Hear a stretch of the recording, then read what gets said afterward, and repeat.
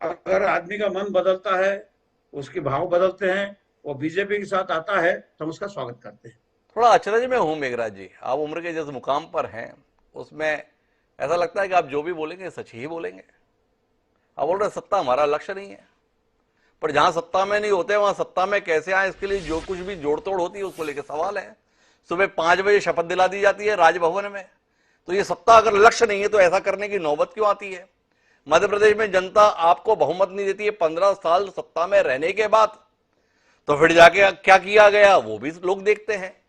गोवा में आपको स्पष्ट बहुमत नहीं मिलता है तो भी आप किस तरीके से जिनको मिस्टर फिक्सर बताते हैं उन्हीं के साथ में सत्ता में हिस्सेदारी कर लेते हैं। जिन हेमंत बिस्वा शर्मा को आप एक समय पे भ्रष्टाचार का शिरोमणि बताते हैं, उन्हीं हेमंत बिस्वा शर्मा के हवाले असम नहीं पूरा नॉर्थ ईस्ट कर देते हैं।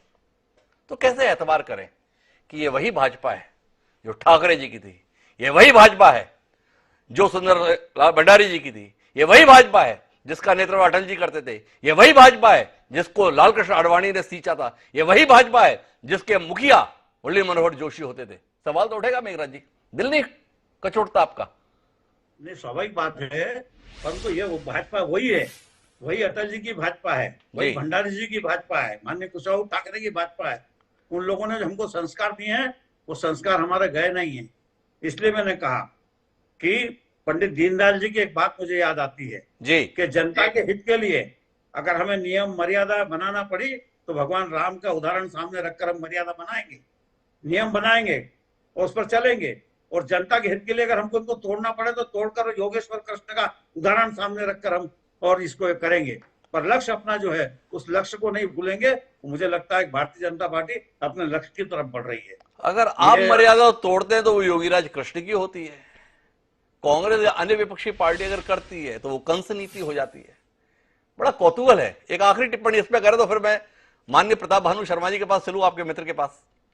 मैं एक शब्द बोलता हूं, जी ये जो हम कर रहे हैं काय के लिए कर रहे हैं? जनता का हित, व्यक्तिगत हित नहीं है। जी इतने समय में भाजपा की सरकार रही, फिर कांग्रेस की सरकार आई, पर हमको तो कोई कटघरे में खड़ा नहीं कर पाया।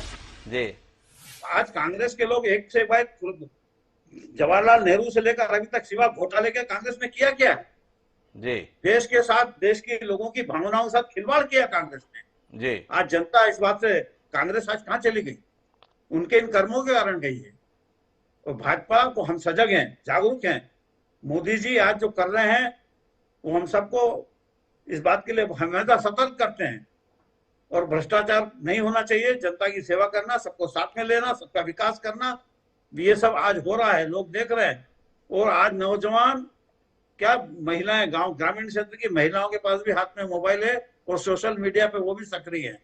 तो जनता सब देखती है बड़े हिस्से, और उसके कारण भाजपा के साथ है जनता, ये कुल मुझे मिला के विश्वास है। मेघराज जी अभिभूत हैं, जो भी कर रहे हैं जनता के लिए कर रहे हैं। सत्ता में भी इसलिए रहना चाहते हैं कि जनता के लिए करना चाहते हैं, नहीं तो सत्ता के प्रति हमारा कोई आकर्षण थोड़ी है। तो प्रताप भानु जी आपके पास आते हैं, आपका आकर्षण तो केवल सत्ता ही रहा है, ऐसा देश को पूरी दमदारी के साथ भाजपा के द्वारा बताया जाता है। आज आपको अपनी गलती का बोझ हो रहा है कि सत्ता की चाहत में आपने अपनी पार्टी को कहां से कहां पहुंचा दिया, और जनसेवा को जब अपना लक्ष्य बनाया तो जनता ने भाजपा को कहां से कहां पहुंचा दिया। आज कितने शर्मसार हैं प्रताप भानु शर्मा जी आप, कि आपने क्या मिला था और कहां पहुंच गए, और इनको क्या था और ये कहां से कहां पहुंच गए।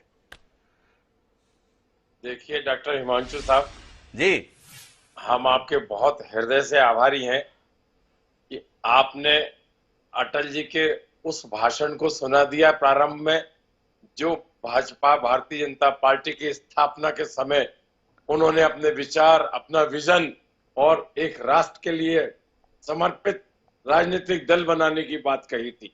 जी और उसके साथ ही आपने नरेंद्र मोदी की भाजपा, जो 2014 के बाद देश के जिस स्वरूप में आई है, जी उनके उद्बोधन से स्पष्ट होता है कितनी जीलियस है, कितना विद्वेष उनके मन में भरा है, कितने झूठे आरोप की राजनीति वो करते हैं। दोनों के सोच में जमीन और आसमान का फर्क है। जी चाल, चरित्र और चेहरा 2014 के बाद जो भारतीय जनता पार्टी का बदलाया है, उसका विवेचना आपने स्वयं कर दी है, तो मुझे ज्यादा विस्तार में डालने की जरूरत नहीं।